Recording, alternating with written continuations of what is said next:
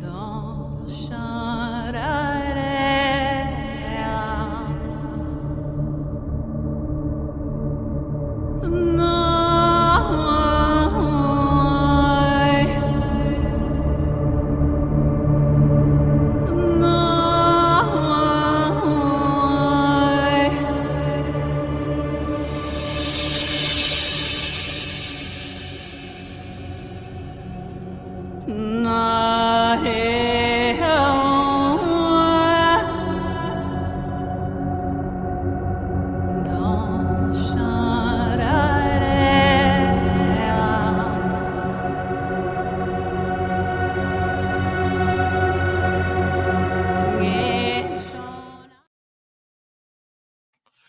Good morning, everybody. Hello and welcome. This is Blackthorn Rambles, Tarot Babble. I don't know what we're calling it. It's what it is, It is what it is. It's a morning thing, before or during, never after coffee.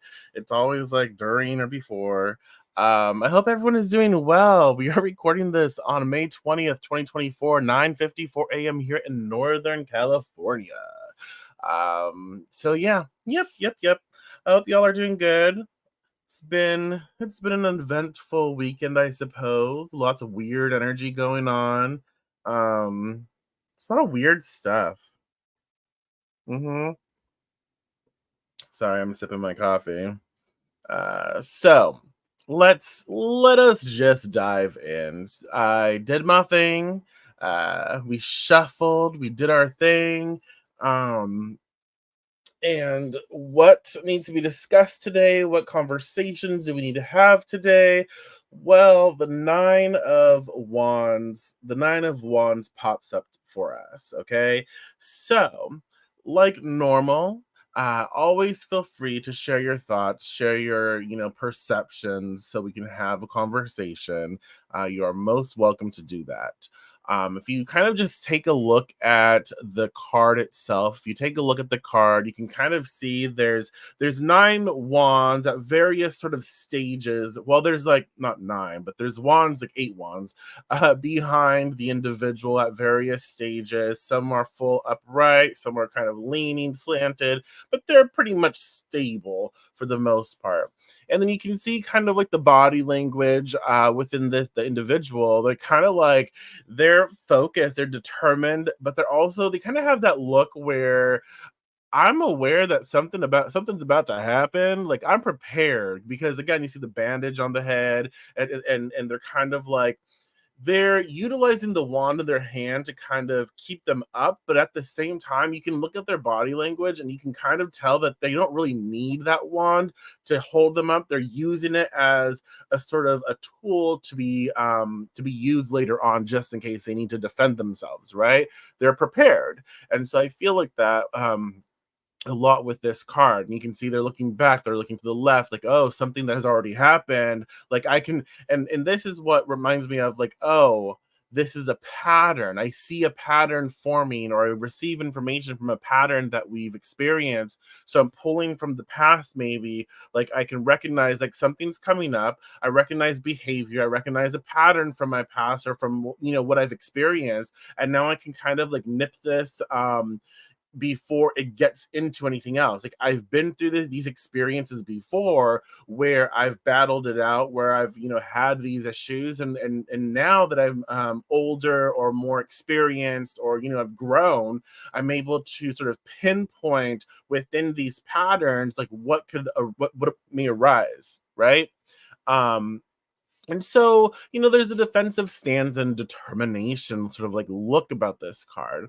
And so if you notice the posture, like we've already talked about, then they're partially stepping away from a barrier made of wands, using one for support, slight support. I feel like it is for support, but it's also kind of to make a situation, or kind of be like, you know what, I'm not fully at 100, just so people. How do I put this? It's kind of like when you're tackling a situation, you should never go in full 100, right? You should never give someone or something or a situation everything you have all at once. You do a little bit, you gauge what it needs and what it responds with, and then you adapt, right? So if you're like fighting with someone, you don't go full force and give them everything you have. You kind of like throw a little jab here or there, and you kind of try to see and gauge the situation on how much actual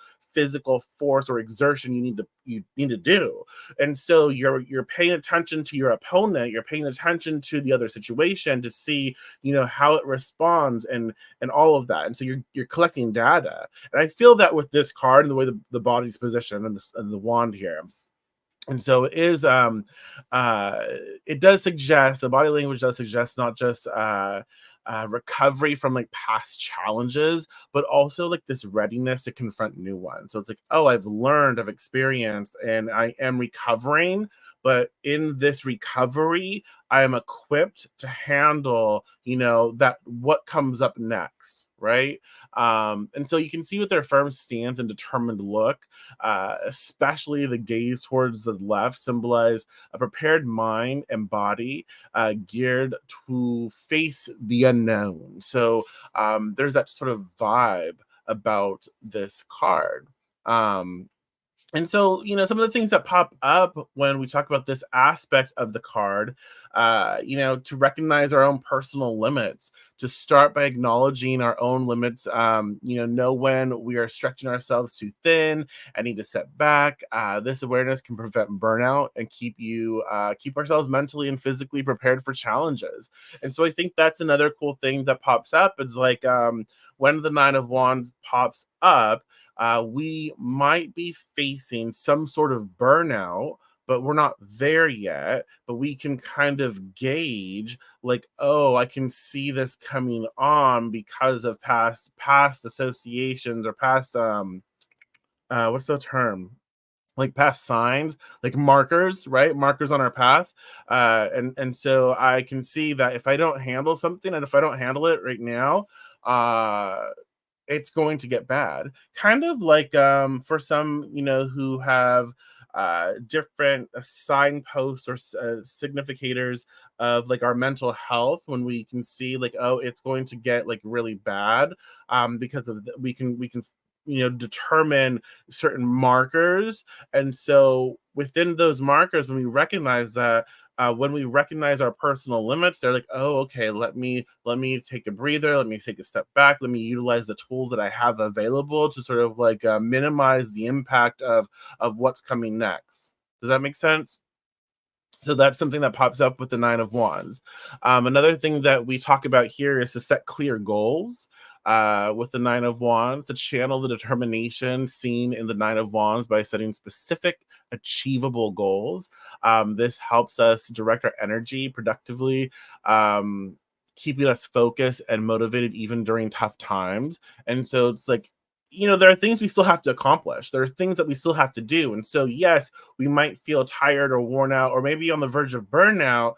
But again, if we recognize our personal limits and we start to employ like, whatever techniques we have to sort of minimize that impact and to help us get back in alignment with ourselves, then we also need to be mindful of setting clear goals. Like when we have smaller tasks, attainable or achievable tasks, and we focus on those things to get done. Like, okay, I have a huge list, but if I can get this done and this done, we're going to be okay. We'll get through it. So then it makes it more manageable for us, so we don't freak out, we don't feel defeated. That's another thing that is important to realize when the nine comes up for discussion. Practice assertiveness. That's another thing that pops up here in this aspect of the card, is to develop assertiveness. Developing assertiveness helps us to stand firm in our decisions and boundaries, and practice expressing our needs and opinions clearly and respectfully in personal and professional settings. And so this very well could be, when this card pops up, it's really important for us to learn to be more assertive in a healthy way. It is okay for us to affirm our boundaries. It is okay, and it's okay to struggle with that. Sometimes we're just not used to doing it. It makes us feel uncomfortable. But even if it makes us feel uncomfortable, it is something that we should learn to and we should attempt to do because it is healthy for us to affirm our boundaries, and to be assertive and to make sure that we are an advocate for ourselves. So important with this card when it pops up. Um, it's like having that courage to say, "Hey, enough is enough." And even like, oh, I had a dream last night. My like ex-manager was in it. I don't remember what it was fully. I remember them. It was weird. Okay, now like little pieces are coming back. It was weird. There's like it was at my old job, and then there were like carolers in my work space. I'm like, why are there it's not even Christmas, you know? It was like June, July, and I'm like, why are there carolers here? Why am I even here? I don't work here anymore. It was just weird. But like when we are, when we're working for other people, even when we're working for ourselves, and we just get things piled on and piled on, like you have to do this, you have to do this, you have to do this. We get so overwhelmed, overstimmied, right? Overstimulated, and so we have to be assertive in saying, no, this honestly is not part of my job description. This is not why I was hired. I will not do this. I have to make sure that my job is is efficiently handled, and done well. This is actually the job of someone who's higher up. But like, we need to find ways to say no. And I used to, I would be like, no, I can't, that's not my job. I don't get paid for that. In a better way, but like, it's like I don't get paid for that. That's not my job. Like, if you want me to do that, then you're going to have to pay me to do that. No, I'm not here to take care of to take care of you on my days off, right? I'm not here to provide all the help and assistance on when I'm not on the clock, right? This is too much for one person, especially when you're not being compensated for it. And so it's like you have to be assertive and affirm those boundaries in all aspects of our lives. Another talking point to this card is the element of fire and the suit of wands, right? The Knight of Wands, like all cards in the suit, is deeply connected to the element of fire. So when we look at these cards, we think about the fire. We think about our associations with fire, how fire can be very, very warming and healing and exciting and joyous, happy, but it also can be overwhelming. It can be consuming. It can that little spark can just consume so much and eradicate things. So there's so much to fire that we should approach with respect. And so this element represents, again, energy, transformation, and the drive to act. And in this card, fire manifests as the inner spark that fuels our resilience and our willingness to keep standing even when the odds are stacked against us. You can kind of see that in the card here. It's like, look at all the wands around them, and then that wand that they're holding on to, and then even the dress of their clothing. There's like this warmth to it, right? There's this fire energy, there's this fuel, there's this spark igniting within me to persevere, to carry on. So it's about maintaining that flame of determination through trials. So really it is, it's like we're going through something, whatever it is. It doesn't have to be bad, but we're going through something and we might be losing steam. We might be losing a little fire, but then it's like, no, no, no, no. I've been through this. I'm going through it and I can deal with this. So let me figure out how. And we've talked by the first aspect of this card we've talked about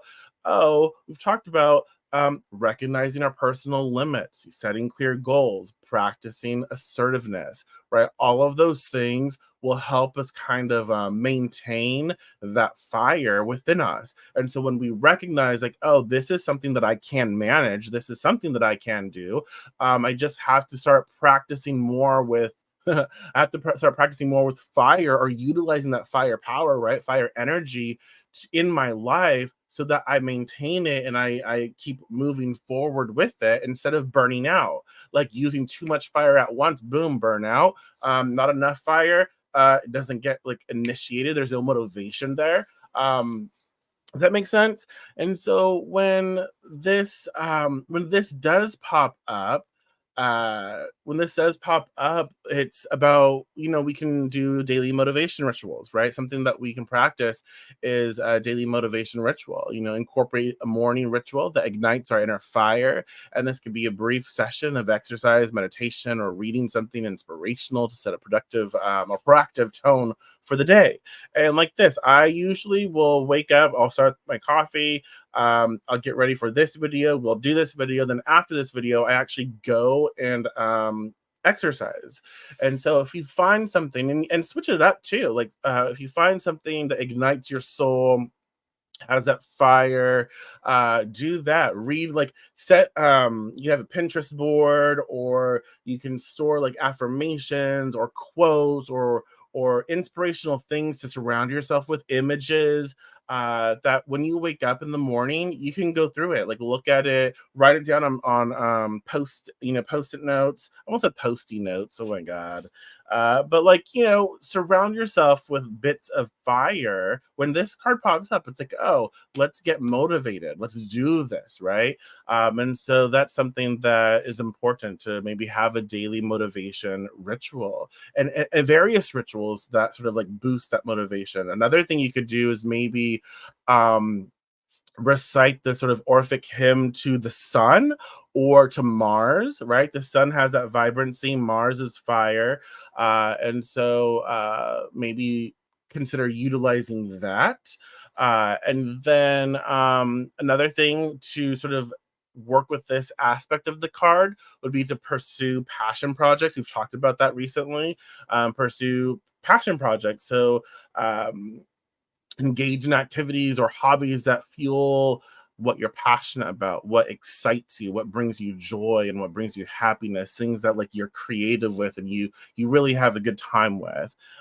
This not only enriches your life, but it also enhances your creative and energetic output in other areas. And so when you take time for yourself and you start to sort of like invest into those passions, you ignite that spark, that flame, that fire, and you get to utilize that energy throughout the day and throughout other aspects of your world, right? And so another thing too is embrace challenges.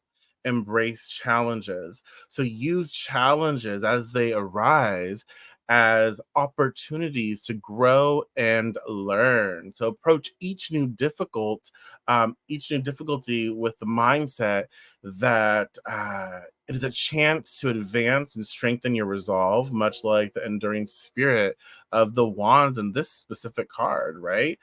So that's something important to navigate when we talk about this aspect of the Nine of Wands, is to learn to embrace challenges. And this helps us, like, we have it, we have it. We can discern, like, from patterns and from the past. Like, when something arises, we have the energy, the strength to embrace this friction oriented moment, and we can meet it head on, and we have the ability to work through it, right? So that's something that's important when we talk about this aspect of the card.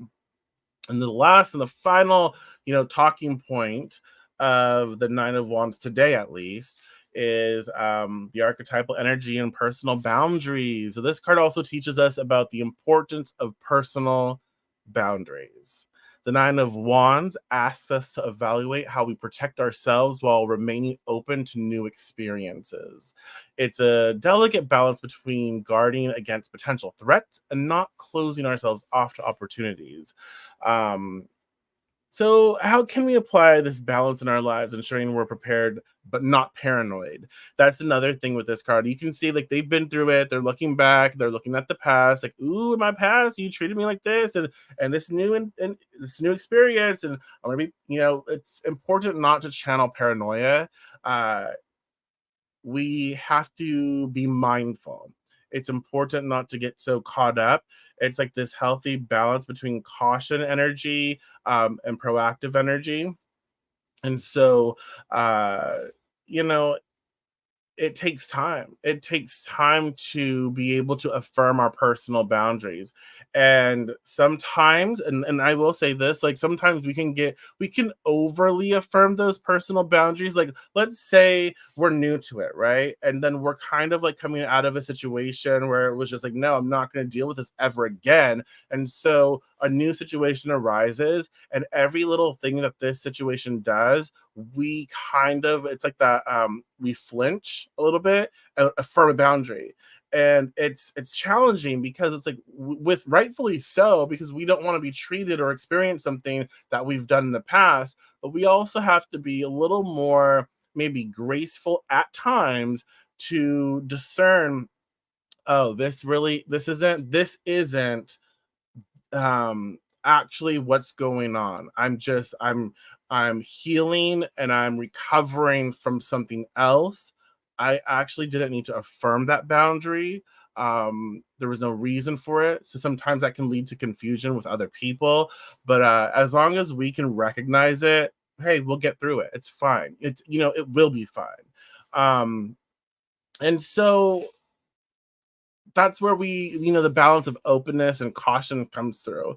It's important to strive to find a balance between protecting ourselves and being open to new experiences.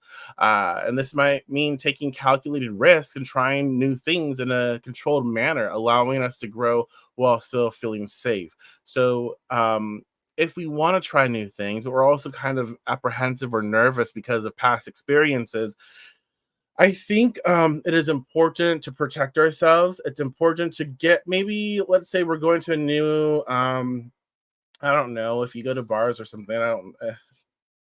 You're going to a new bar, but like you don't have good experiences, but you have like a new friend group or something. I don't know, but like you're gonna end up in a space that you don't like to normally go to, but you would like to spend time with these people, and you're not really comfortable suggesting another place yet. Um, what you could do is maybe learn about that environment, learn about that bar, the types of people that go in. Do a little research, right? Do a little research, and if you feel comfortable, you can go and you can stay for however long you need. You can even say, like, you know what, I'm going to stay for like 15 minutes. I'm going to say hi. I'm going to get that sort of social interaction, show up and let people know that, hey, cool. I'm interested in getting to know you better, whatever it is. And then make an exit. Like you can do that. Have a plan for yourself to at least put yourself in that position where you can explore. You've already done your research, you know where the exits are, whatever it is, whatever you need to do to feel safe in a new setting, um to experience, and then to also make your exit, if and when you feel like this is where I need to go, right? And that way you can then maybe next time suggest, hey, why don't we go here, or let's try this. So balancing openness and caution is something that is important. Okay. Communicate boundaries clearly as well. So once you know your boundaries, communicate them clearly to those around you, whether at work, with friends, or in family relationships. Clear communication can prevent misunderstandings and maintain healthy relationships. Let's say you can't go to a bar. Let's say like that's too much temptation, and you have a history, yada yada yada. You don't want to. And it's important to, instead of saying no, I'm not going to go, just say, hey, if you feel comfortable, you can express, hey, actually, I would love to get to know all you better. I would love to hang out with you. I would if affirm that, like, however you choose to say it, but basically state that bars are not my scene, can't do that. But if you ever hang out here, or if you'd like to hang out elsewhere, I'm open to that. Just let me know, something like that. But affirm boundaries as well. Like even with workplaces, can you stay late for this? No, I cannot. I can't. Or if you're gonna pay me for this late, time, then yes, I can consider it. But I think it's affirming boundaries and professionalism and work is so important. Um, you know, Not allowing people to guilt trip you in family situations, uh, affirming boundaries clearly So important, an important aspect of this card. Another thing that comes up with the nine of wands is mindful self-reflection. So regularly spending time in self-reflection to understand what boundaries are necessary for our well-being, like what's necessary, what is a reality for us, what is important to us, what do we need to affirm, right? So assess which aspects of our lives that need more protection and which need more openness. That's actually a really cool thing to do. It's like, you know what? I feel a little unsafe in certain situations with again because of past experiences.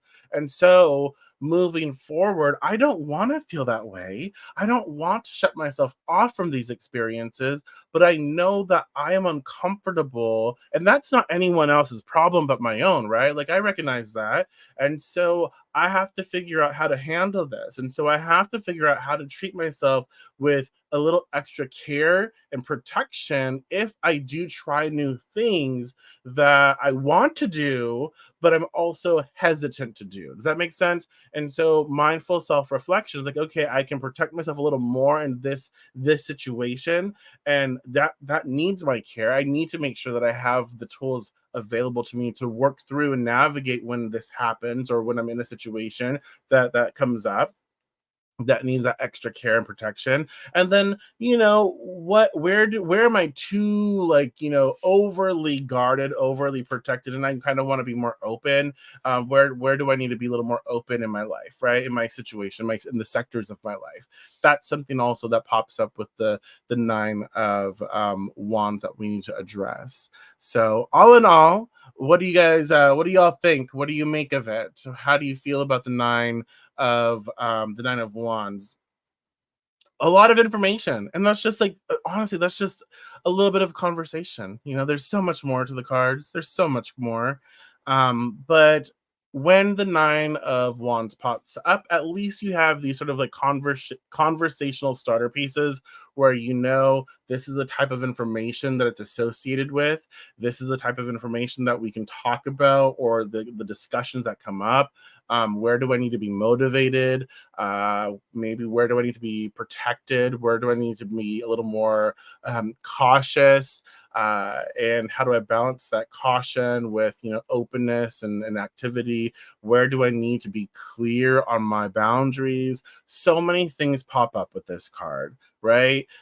So I hope that you can take something from this and utilize it. I do appreciate each and every one of you. I do have a workshop coming up on May 26th. It will be recorded too, so if you can't make it, you can still receive the recording. Reach out to me on Facebook, the House of Blackthorn. Reach out to me to book your spots, but it's gonna be really cool. It's $45, but it's going to be well worth it. Well worth it. We're going to talk about cleansing. I've titled it Cosmic Clearing Essentials because we're going to be talking about utilizing the planetary influences of the days, to cleanse, how to work and navigate cleansing of the body of the person, right, and of atmosphere, or homes, environments, utilizing whatever day's planetary ruler is. So, like, let's say we have a home cleansing to do on a Wednesday. We can really maximize that cleansing vibe by working with Mercury, right? So it's gonna be really fun. Anyways, if that's something that you're interested in, just message me on my business page on Facebook, and we'll get you set up. So again, thank you so much. I appreciate y'all, and I will talk to you tomorrow. Take care.